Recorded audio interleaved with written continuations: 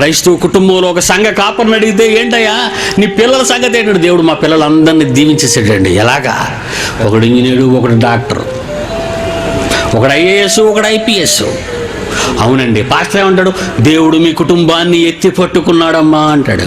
ఎక్కడికి? ఎత్తేయటానికి. దేవుని యొక్క మహాజ్ఞాన గ్రంథం బైబిల్లో మహావిజ్ఞానపు సంగతులు వ్రాయబడితే వాటిని నేర్చుకోలేని నీవు నేర్పించని నీ పిల్లలకు నిన్నెందుకు భరించాలి ప్రకృతి? ఎవరి కోసం ఈ గాలి, ఎవరి కోసం ఈ నింగి, ఎవరి కోసం ఈ నీళ్లు? పంచభూతాలు ఎవరి కోసం? నీ కోసమే కదా బిడ్డ.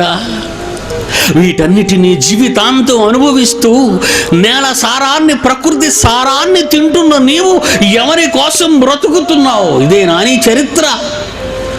ప్రకృతి సారాన్ని అనుభవిస్తున్న నీవు ఎవరి కొరకు బ్రతుకుతున్నావు? సృష్టి మిగులు ఆశ. దేవుని కుమారులు కావాలని సృష్టి 1000 కళ్ళతో ఎదురు చూస్తుంటే కనబడేది దేవుని పిల్లలు కాదండి, దాని సారాన్ని అనుభవిస్తూ దోచుకు తింటున్న దోపిడి దొంగలు. చూడ